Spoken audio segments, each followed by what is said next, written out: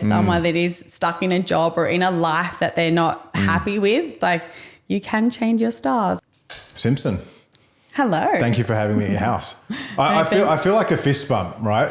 And a high five, because I was saying to Jessie on the way here, like you and I haven't seen each other in 4 years. Yeah, it almost. has definitely been a long time. Because I think like when COVID came, like January of 2020, February, like I don't think at that time you weren't coming to Clean Health as much. So I think we probably would have seen actually the back end of 2019. Yeah, I was going to say 2019 is probably more accurate to the last time we would have been face to face. I will say, like, firstly, thank you so much for inviting me to your epic fucking house. It's very, very my style, I will say. This whole area is. But just saying, like, well done, honestly, to you guys. Like, it's, you know, success leaves clues, and I think it's well deserved. And again, congrats. It's lovely to see. Thank you. No, I really appreciate that. Yeah. So look, I want to go. I know you don't do these often. When was the last time you did a podcast?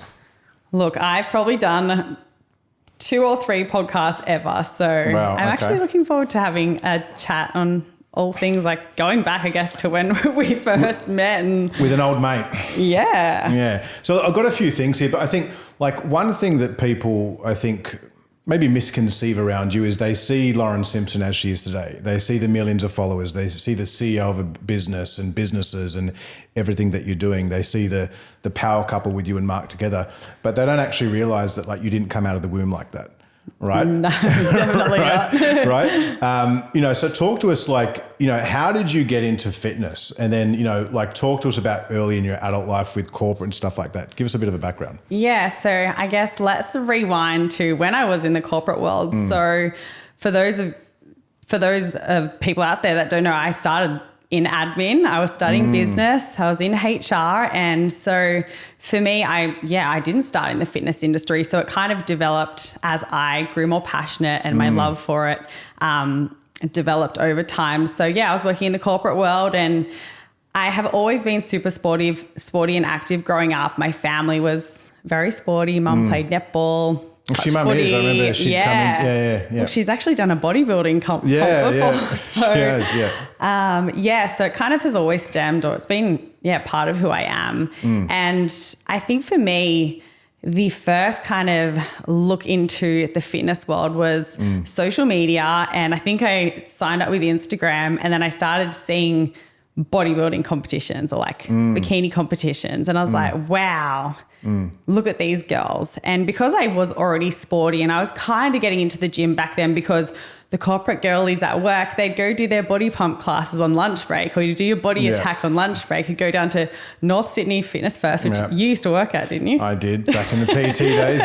Yeah. So I used to go down there on our lunch breaks and but then I guess I wanted more and I've always been very competitive. I've always wanted to like push myself. So when I started seeing these physiques that these girls that were up on stage had, I was like, how do I get to that? And that's kind of where my era of researching on the internet on bodybuilding.com kind of started. Because the funny thing is like, there's so much education out there now. There's so it wasn't like that 10 years ago. There was nothing like that. No. And as I said, that's why bodybuilding.com and reading all those bro articles were what you would do. That was your education. That was my education. And sometimes I'm like, no wonder I ended up going down such a dark path with all of that. So I guess it was just, social media kind of led me into that space, you know, seeing those girls that I admired and I wanted to look like that. So that's when, again, like started training, started researching what to eat, started my Fitness Pal and I was like, you need to eat as little as you can. So I'd be tracking 900 calories and I'd try and only eat chicken, fish, asparagus and broccoli. My little apartment in North Sydney would absolutely stink because all I cooked in there was like seafood. But you didn't know any better. No. You thought you were doing what the crazy was the thing right is way. Though there are still some people out there that are doing versions of that even without all of the information. But talk to me like, you know, your little apartment in North Sydney, was it Dixon something? I used to work at Dixon Advisory. They're a superannuation firm. So I worked in HR doing that and I worked there for quite a few years while I went to uni at the same time. And I think, well, one thing you were saying out there before And I think, again, just for the listeners to kind of understand where you've come from, you were mentioning to me out there, like your first job with them was on $33,000 per annum. Yeah, $33,000. And that blows my mind to think like back then, how did I live off that? But you made it work back then. Yeah. And I mean, look, I probably felt like I was the richest young girl ever back then. Yeah. But I think it's testament also to when you stick something out. So like, I remember when I first met you in, I think it was 2014, I distinctly remember having the appointment, the consultation. I remember you coming. I vividly remember this too. Yeah. I remember you coming into the office, and people have asked me this a few times, and I don't know what it was, but I instantly just saw something in you. I don't know what it was. And I mean, I remember at the time, like your social media was only about 9,000 followers. Yeah. Right. And you probably had about 12, 15 kilos less muscle back then. I was a little girl back then. Back then. And I remember, and again, success leaves clues. And I find in a lot of the high performance people that I interview that there's a lot of sacrifice and delayed gratification that has gone on in their history, in their background to get to the place where they are today. And I remember you coming in saying you wanted to do a show and this and that. And I mean, I'd love to hear kind of your take on how you got there. And I think you and I spoke about you hiring me as a coach, because at the time I was still coaching. And then, my fees at the time were way outside your budget, right? Yeah. And I was like, look, if you can't afford me right now, go and train with one of our other coaches who obviously is going to take care of you and do that. And then once you've done that, come back to me. And when you've shown yourself and proved yourself, come back and let's see where we can go. Yeah. And so I remember you went and did that. You competed. You came back to me and we discussed. I'm like, that's cool. I'm going to give you a discount of $200 a session. And then if you do that for the 12-week period and get that result, then we'll talk about obviously, sponsored athlete and all that type of stuff. And it's like, people don't realize that. Like you were paying like $200 back then with inflation is $350 on my $33,000 salary. Yeah. So it's like you were investing a high portion of your total salary into something that you were committed on, which I think speaks testament to kind of where you've gotten I think it's one of those things I've always thought, like you invest into yourself, and it is a long-term investment. You invest in things that are priority to you, and I wanted to be the best at that. Like when I was learning more about fitness, and I was like, I need to go all in on this. How did you stumble across us? I think I started talking to someone who was training with Clean Health at the time, and I was speaking to her on Instagram, and I saw that she'd just done a competition. I think I just asked her like, hey, how did you get to this? Did you have a coach, etc.? So that's kind of how I heard about Clean Health initially back then. Okay. Yeah, I remember going, finishing work for the day, and I was like, yep, I'm going over, got the train across over to North Sydney. And coming in, I was terrified, because I knew that obviously at that point, that was when I was at really low weight. I was starving myself. I was overtraining, and I was like, this isn't how those people live. So surely this is going to... I think I said that to you. Yeah. I just came out and said it, probably get cancelled for saying whatever I said back then now.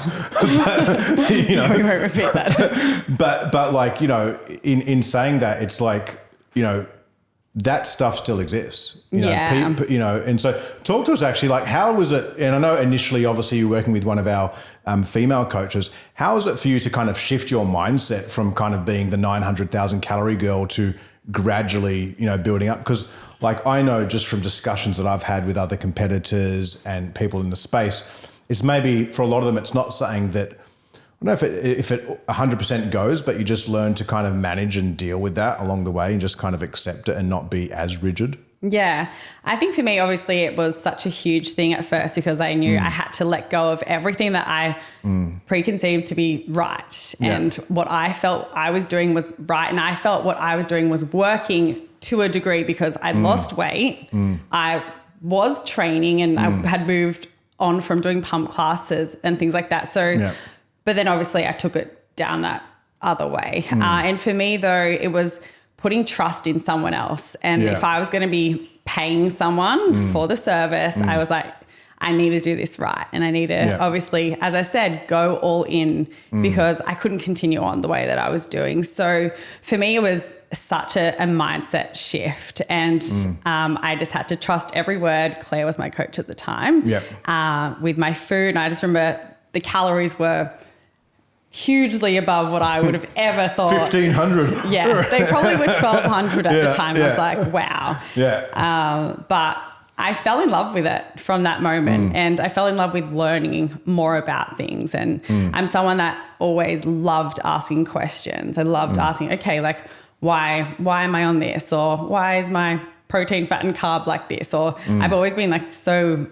heavily like wanting to learn more. And I think that that's why obviously I transitioned more into wanting to be a coach as well, and stepping away from my admin HR work. And I also fell in love with training at that point because obviously like Clean Health, it was such like a strong... A cult.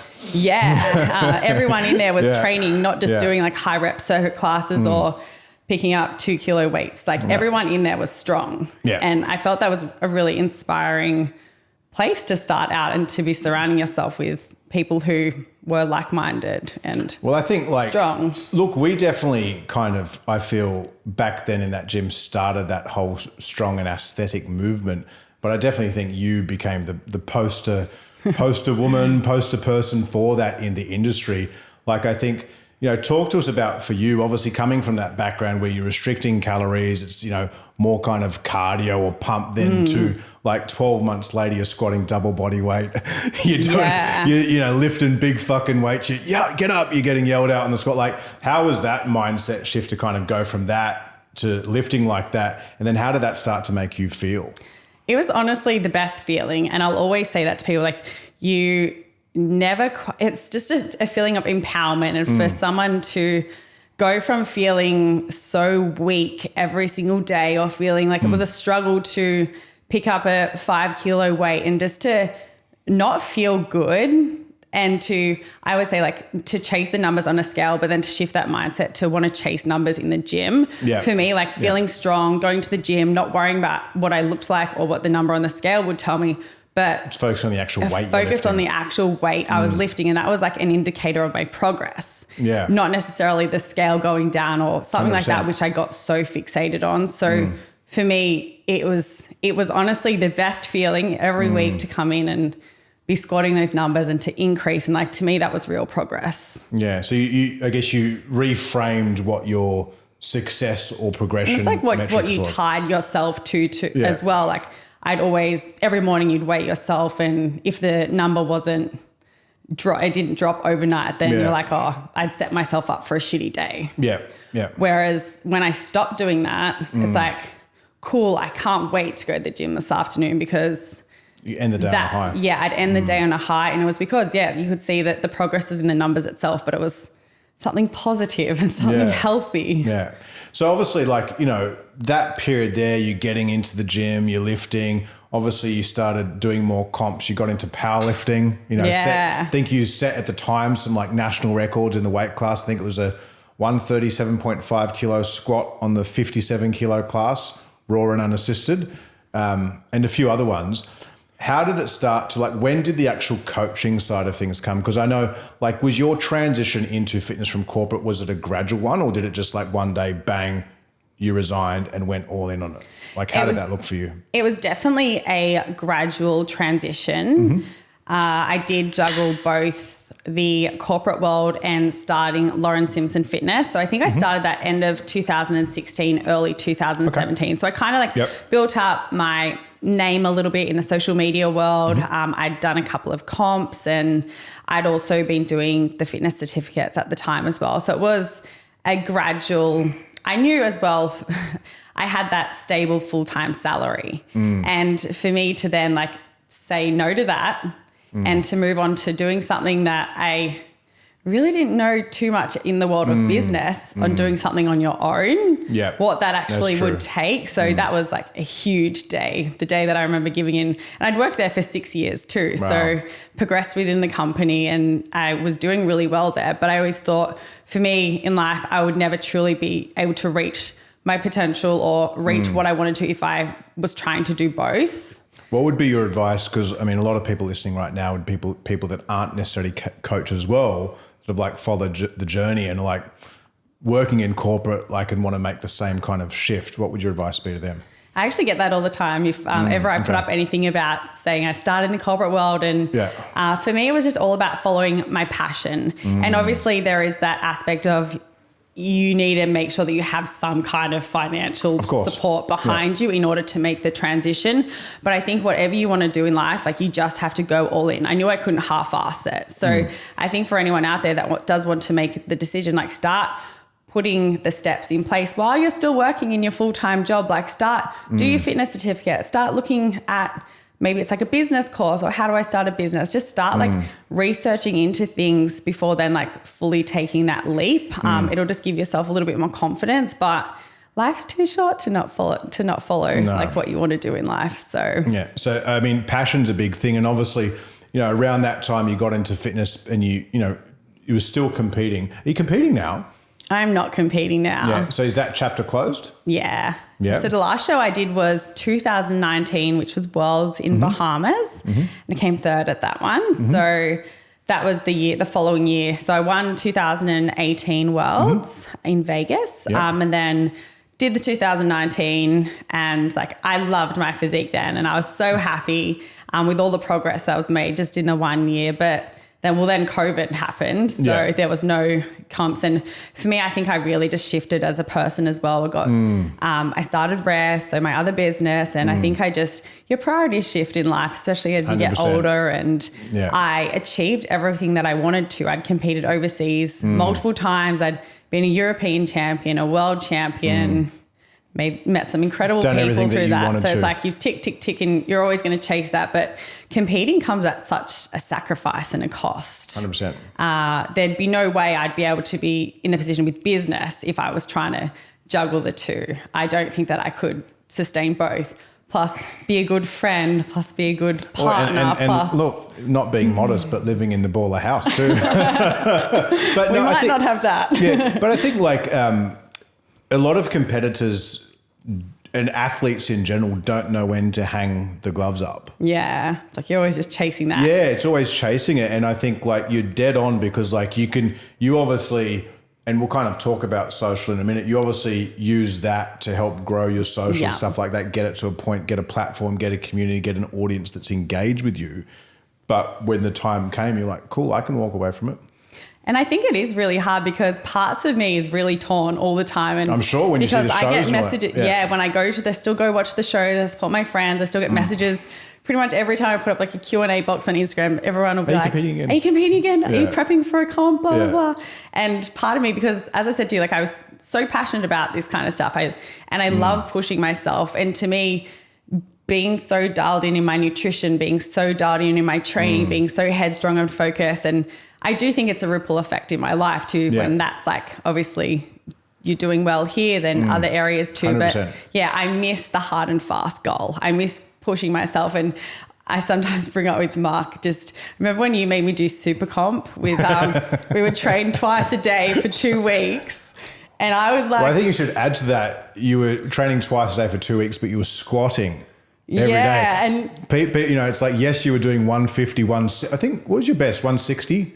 155? Yeah, squat. But like you were fucking squatting every day. Yeah. Because we always compare. Sometimes I'll compare my training to now. I'm like, why aren't I getting the results that I used to?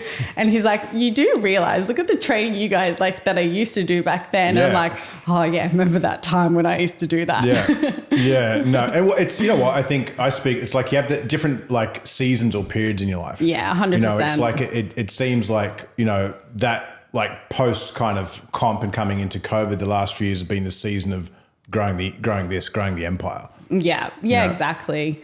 And I think that's one of the hardest things as well, though. And you do fall into that. Well, I know I do personally, is the comparison trap with yourself 100%. And comparing yourself to past versions of you. Yeah. Whereas there's been times I've been way more jacked. I've been way more shredded. I've been way more muscly. I've been so much stronger, whatever it is.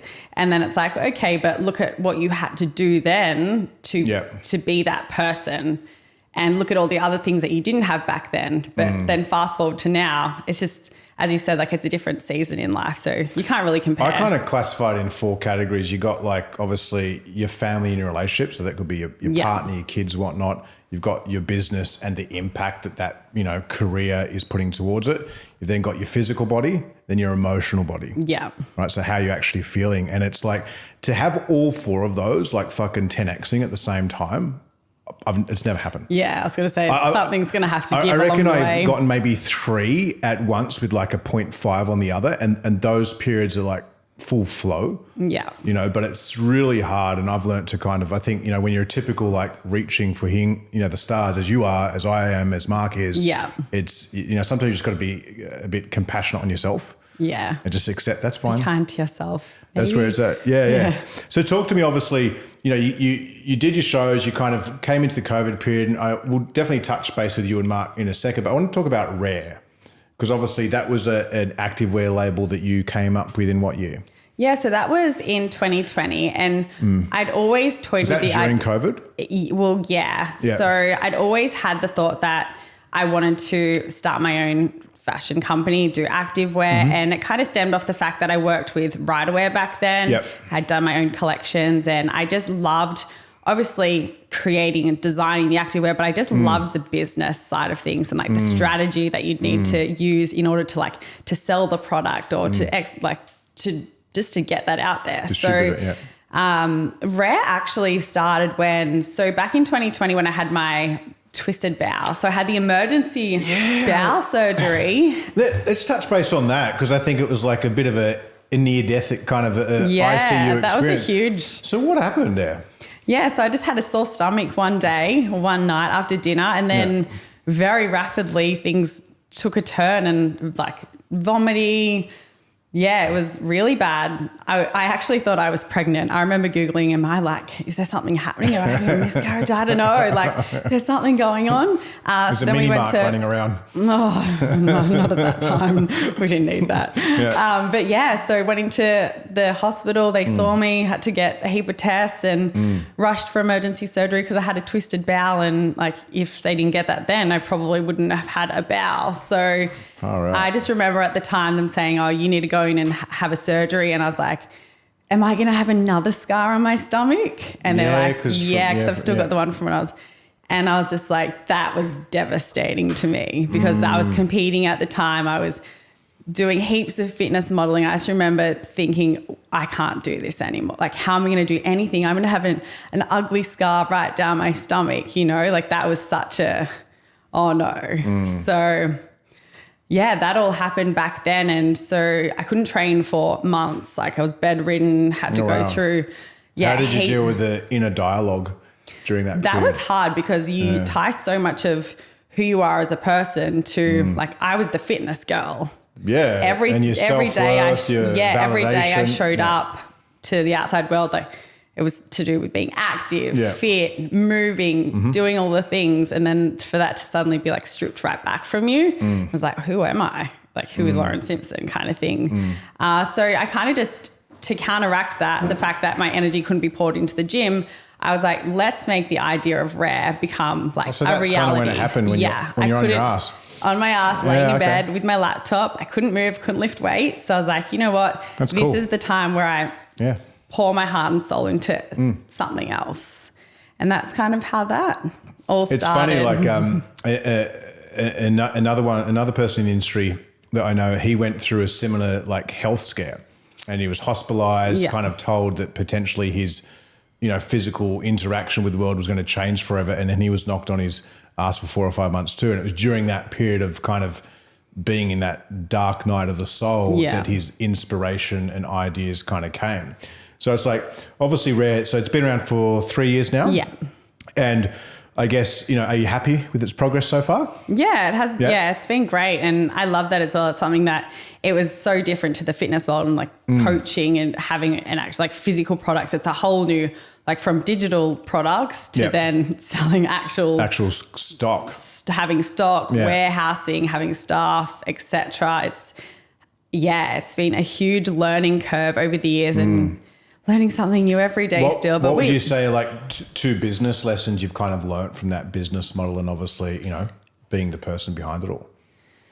I think in terms of Rare, it's just when it comes to actual like the business strategy, you can't be so rigid on what things are going to, like how things are going to flow and things like that, because there are so many different external factors in that come into play. You have to look at things like what's happening in the world in terms of like how they're going to ship your goods over. And if anything happens over here, then this is going to be impacted, and there's going to be delays here. Well then, oh shit, you're not going to make any money for this month, but you've got all these overhead costs. So you've got to really flip and change. And the actual process as well, I thought was crazy, from actually having the idea to then getting the product. It's like a 6-month time period. So I had to learn to be very patient in this world, because when you think of a digital product, you can actually turn them around pretty fast 100%. In the big scheme of things. You have an idea. If you work really hard on it, like it's there. In this, you have an idea, and then like 5-6 months later, it's here. Okay. So that was another thing, is just being really patient and just, I guess, learning both sides, like the digital world, but also like having a physical product, and just like the differences and juggling those two. And how you found juggling kind of that, then also the coaching side of things, like obviously having two things on the go? It is actually really difficult. And I think more so difficult when it comes to something like social media and flipping between what you're putting out brand to the identity. World to, brand identity. So sometimes obviously you're so lucky they do kind of tie in together, you know, like I'm at the gym training, I'm wearing Rare. So they are still very together in that way. But just like managing them both, and obviously spreading my time throughout the days. Like I am heavily involved in Rare and like the day-to-day operations, whereas LSF was a lot more established over the years. So they had a lot bigger team running it, and that I wasn't as heavily involved in the day-to-day as what I was or am in Rare. So that's kind of the differentiating point there. Talk to us about social. Obviously, you know, in many respects, you were the original strong and fit girl in the industry with social and building out that massive profile. You obviously got a few million followers now. Like, what have you found has changed like over the last 12 or 24 months? I know we were having a few chats out there earlier on. Like, what have you found, change? Where do you feel it's all going? I definitely think social media has changed from the very beginning. I mean, like when I first started on social media, there was no such thing as video on social media. There was only a photo that you had to post, and barely even a caption. Whereas your original ones were actually the mirror. That's it. That's it. There was no such thing as a bit video, and now everything is, I think, a lot more involved in that to keep up in the game, or to keep like the content of high quality. Now you're like the video edits, you've got to think of the hook, you've got to think of this, you've got to think, look at the setup here. I know, this would have been revolutionary back then. 5 years now, it's like you just got to do this to get a look in. Literally. But I think social media, it's definitely one of those things that it's gotten harder, I think, over the years, as obviously algorithms change, and you got to keep up with everything. And I think the introduction of having things like TikTok to keep up with, and just having the multiple platforms as well, is a bit of a challenge. Do you still mainly just focus on Insta, or do you do stuff across the I have actually just started YouTube again. Okay. So I really wanted to delve back in that space, because I wanted to show more of my life as well. So do like more like vlog kind of things, and sharing more inside like the businesses or just like daily life and what we do. I do prefer longer form content. I don't know, something about creating that to me is a lot more satisfying than trying to do a reel that's 10 seconds long, and people just scroll so fast on social media these days. So I feel like a lot of the time it's hard to, like, the message is lost. A lot of the chats I've had with people that have got quite big profiles on Instagram, and a lot of the feedback I've gotten is they feel like heading into 2024, like it will pivot a bit more towards medium and long form, and YouTube, not that it isn't established, it already massively is. But it's kind of, that will be an area and place that you can grow in. I think people will probably seems a bit kind of... I think people probably get sick soon of just like the really fast pace, like just scroll. Like obviously the attention span is so short these days, and the actual watch time on things, especially on like TikTok and Instagram, is so low.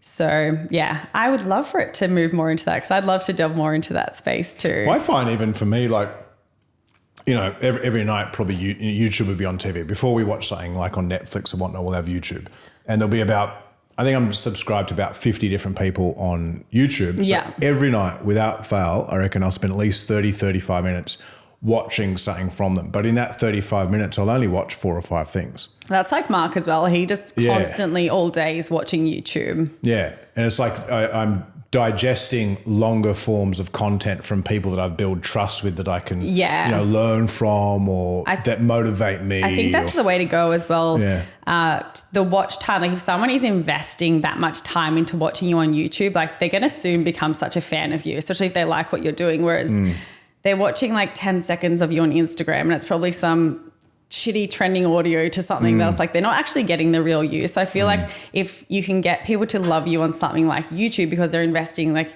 they're watching 10 minutes of you doing whatever it is, but that's like 10 minutes of their life. So, which I think is super valuable. So have you found the way that you market a product with, say, Rare is different to how you market an online coaching service as Lauren? 100%. I feel like when you obviously are a coach and you are trying to like, you sell your services a lot different to how I feel like having an activewear brand, you just have to wear it. You don't have to so much convince someone in the same way as like why you have to buy this.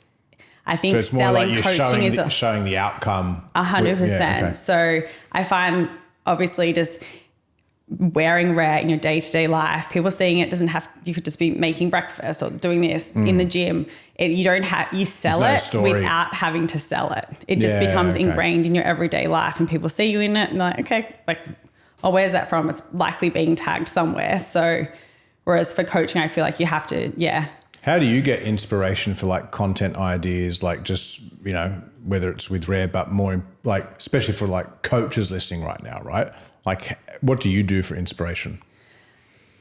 I think for me, I always come back to having different like core pillars of what I'd want to be speaking about. So I'd be looking at like nutrition, training, mindset, and then also kind of like your own personal story too, because I feel like a lot of people in this space, they do come from, as like I came from that background, underweight, severely restricted my calories, etc. Like a lot of people these days do have a story. And I think a lot of people miss the mark on actually sharing more about their lives, because I think a lot of people that move into business think, oh, I need to be 100% like super professional, keep this like off like being online.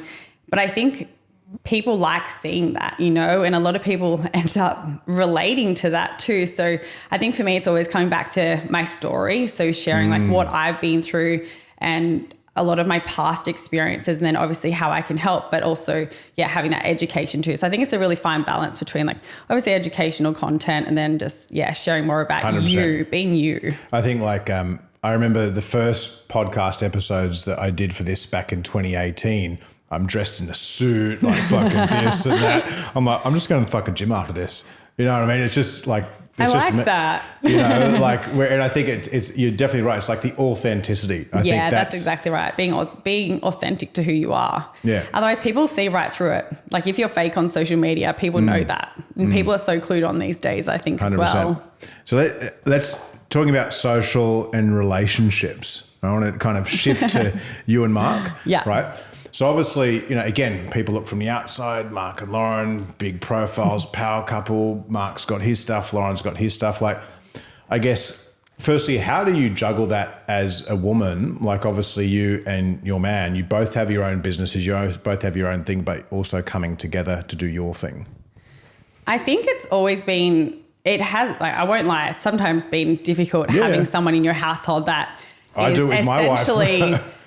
Well, not only that we're doing the same thing, but it's essentially a competitor of yours, So, look, there has been some interesting... They're my clients. There has been interesting conversations over the years and around that. And we often get people do ask that a lot too, like, is there a competition between who gets... rivalry. So sometimes healthy, sometimes not so healthy. Yeah. But I think for me, it's always been, like, especially... like being with Mark, and he's such like a hard worker too. So for me, it's always pushed me, and he is obviously super smart. He has always been someone that I have looked up to. So even when he was my coach, I used to pick his brains about everything to do with nutrition, training, etc. So than to have that in your household all the time. Well, hey, you've only had 2 coaches. I know. Oh, Claire, but yeah. So it's always led the way for a lot of inspiration in our household. And so in terms of like, when you guys, obviously you're doing your business throughout the day, like at what point, like, do you guys have a routine with, okay, enough now we come together? Look, we're not good at that, I must admit. We have quite opposite working schedules as well. So Mark, I feel like, is quite productive at night. Yeah. Whereas I don't know if it's because I was brought up like this, like when it gets to 6 o'clock, even if I'm still working, like it's dinner, but I'll sit out at the family room and I'll still go on my laptop, but that's like, I'll sit out here, but he'll still be in the office. Do you know what I mean? Yeah. But I think because we obviously both work from home, we are around we're around each other 24/7, really. Look. So if there's time, like we might work for a bit in the morning, then we'll go like chill out in the day, might go to the shops, might do this, might do that. Do you know what I mean? So it's kind of just like a mix of whatever. We don't have much structure. If there's one, I empathize because, I've got it with my wife too. My Lauren, we work together, as you know, and have done that for many years. I think the big thing that we've learned to do is it'll get to a certain time of the day now. Like I think scheduling schedules in can be hard. Yeah. But we get to a certain time of day now, it's like phone off. It's like if we can turn the phone off for 1 or 2 hours just to kind of get that connection and me time, that makes a world of difference. Especially when it's like people don't understand a lot of the time what it takes to kind of do all this, right? The amount of hours, the amount of work. You're referring back to Mark, hardest work, like far out. I've known Mark for actually about the same time as you, and literally since 2014, he was investing in every trainer, every course we did. He was like doing this, traveling, like working nonstop, messaging me that like has never stopped. Yeah. Like complete manic, like me, I guess that's why we connected, you know what I mean? So it's a good, what about in terms of like, especially kind of, how do you guys block out the noise? Because, there's a lot of noise that goes on in our industry. There's a lot of naysayers. Like, obviously, sometimes, this can kind of come up. Like, how do you guys block out the noise? I think I've always been pretty good at just sticking to what I do and staying in my own lane. And the same goes for if there's ever any, like, hate online or ever anything like that. I always think I've heard it all before. Like, you can't say to me anything that I probably have never heard before. And I think it's one of those things that's like, well, if you were to say something about me, or you're so heavily invested in what I do to say something so negative, then that's a reflection on you and your insecurity and your character, not mine. So was it like that initially, or did it take time for you to kind of? I think it's taken time. Wash it off the back. Yeah, it's definitely taken time over the years, and I do think that I have very thick skin for someone on like social media, but it's been over the years, right? Yeah. And I think that even when I started with Mark, because he only really went online. I think it was like in the first year that we were together, and he like stopped doing his face-to-face PT, and that's when like he went online and then was exposed to a lot more hate or like speaking that noise. And I think for him, it really affected him initially. But I was like, look, like if you're going to be doing this, like you can't let every little comment, everything get to you and affect you. So I think over time you just... What advice would you give? Because, Mark actually talks about this quite openly, like mental health and some of the challenges that he has. Like, obviously, you as his partner, when he's down in the dumps, you're there to kind of pick him up and support him. What advice would you give to other women out there, or men who have got a similar kind of thing going on with their partner? Like, if you've got someone that's kind of going through those dark days, what advice would you have for them? I think probably my number one thing would just be a good listener and just tell the person like you're there for them and that no matter what, like you're there to support them. And for me, it was not to take things personally too, because at the beginning I was like, oh, if he had a bad day, like, are we going to break up, or does he not like me anymore? Yeah. And so that was kind of, oh, what have I done? But then to know, okay, like how he feels doesn't necessarily have anything to do with me, but that's just something that he's struggling with. So instead of me getting worked up and thinking, oh, I must have done something wrong, it's like just taking a step back and being like, okay, like I'm here for you. And just learning that it's the emotions talking, not him. Yeah, exactly. So that was a big one just to wrap my head around. I think a lot of people probably would struggle with that. It's probably the biggest one, I think, because if you can't overcome the kind of, the comment back that is, being thrown at you and projected at you with the profanity or whatever that's come with it. It's like, fuck, a lot of people just will like, run away from that. Yeah. So it's definitely been, mental health wasn't something that I'd kind of been around before Mark. So you never actually, I don't think a lot of people grasp how much it does affect people or like the severity that it can like have and impact someone's life. And it wasn't until I was with Mark and seeing it firsthand and how like crippling it can be for someone. You kind of like to not even be able to get out of bed. And before, if someone was to say that to me, I was like, oh, like it would just kind of go over your head. But then to like live and breathe that, or to be with someone that is feeling that way, like it's kind of like a wow. Like I had that. Like, I mean, when I went through my nervous breakdown in breakthrough in 2019, it was like up until then, I was always that person like depression.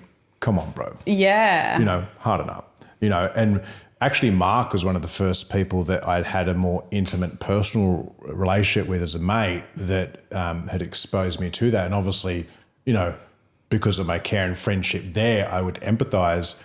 But if it was anyone else, it was just like, but it wasn't until I went through it myself and was on the receiving end of it, living through it. It's like you come back now and it's like, fuck.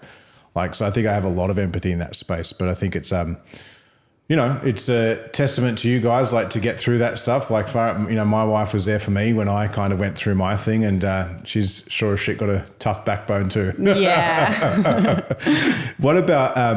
What about like, obviously, for you in a day in the life, like obviously we actually touched base on that before with your YouTube stuff.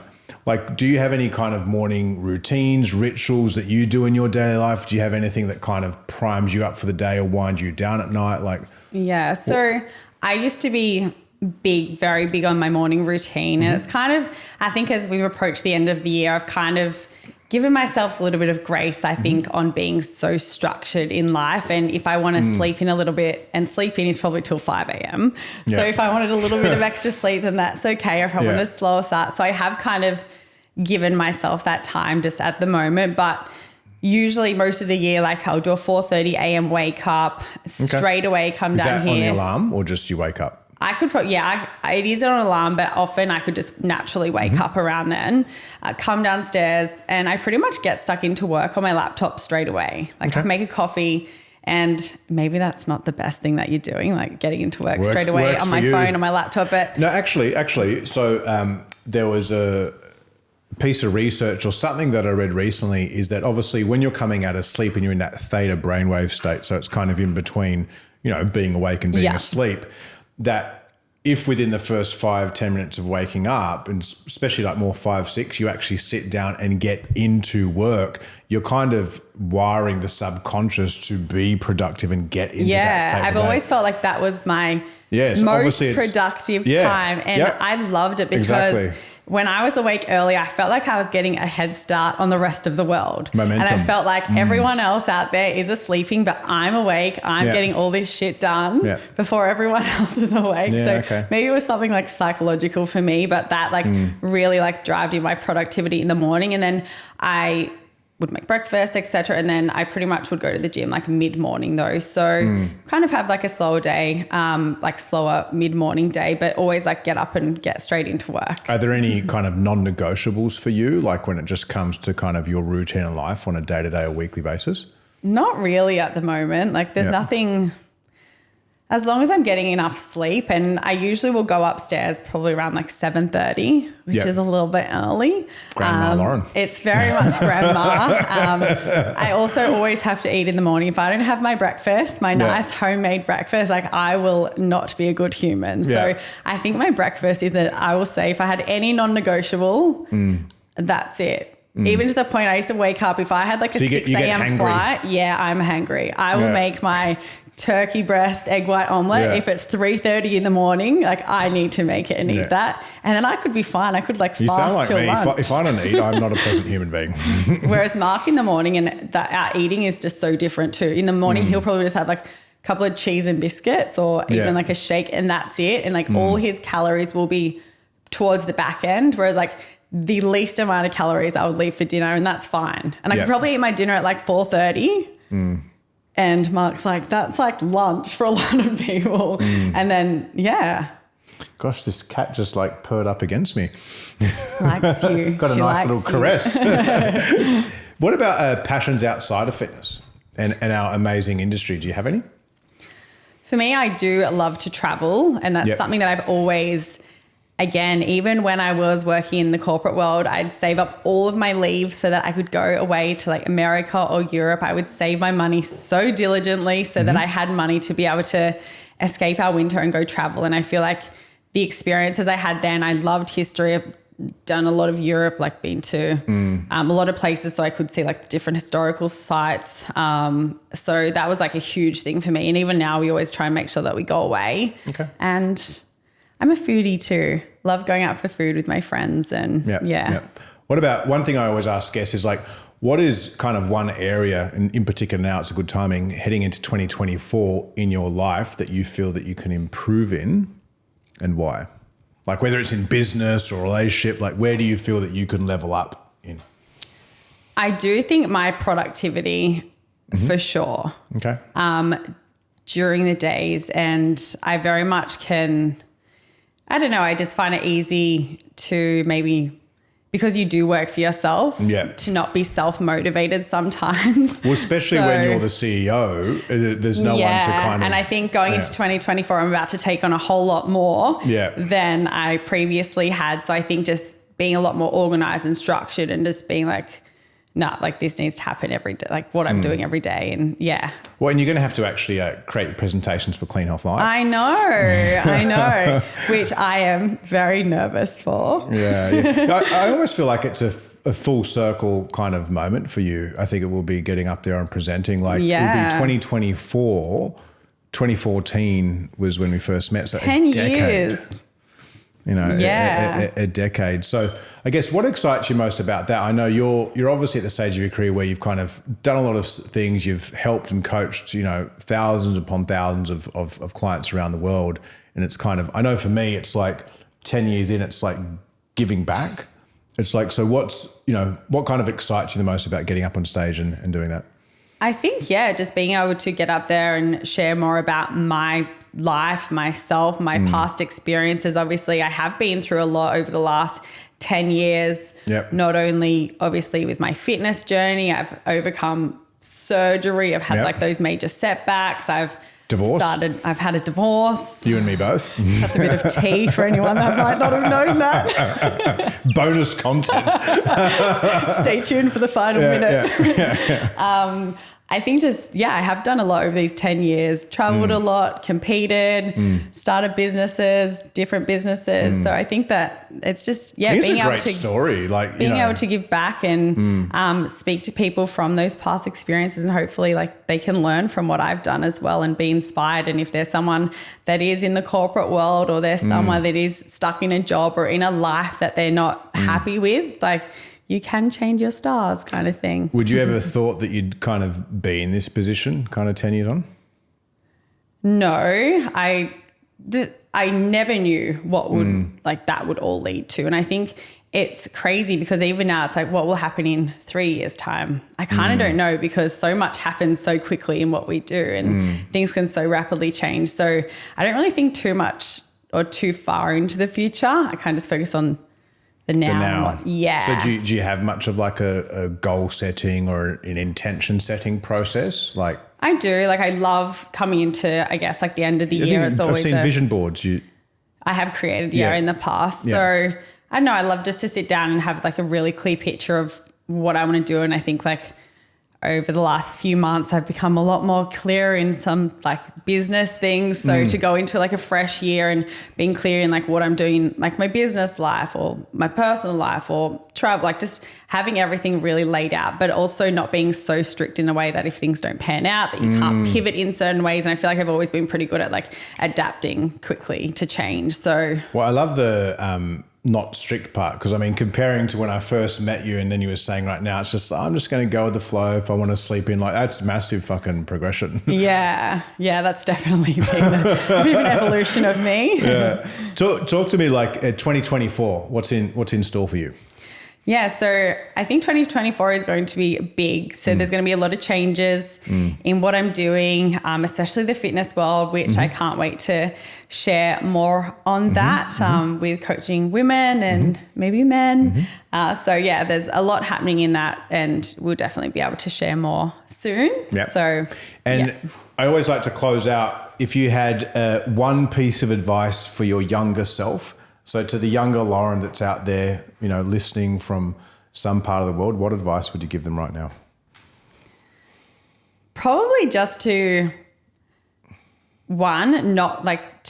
not be so hard on yourself and just be kind, because there's so many times in my life where like you put so much like immense pressure on yourself to be doing X, Y, Z or to be looking a certain way or whatever it is. So I think like I was so hard on myself, but in saying that, I probably wouldn't have gotten to where I am without being like a little bit strict. I guess then the other one would just be to go all in on anything that you want to do, and don't be that person that kind of sits back and waits for things to happen for them. Like go make them happen for yourself. And that's something that I've always been good at. I've just gone after for what I've wanted. And well, it's all well and good having a dream, but if you're not willing to put the work and the steps in, it's just a dream. A lot of people are scared of what other people will think, or the fear of judgment for others. Like, I'm not going to post on Instagram. Like if I never posted on Instagram, I would never be sitting here where I am today. So just start and go for it.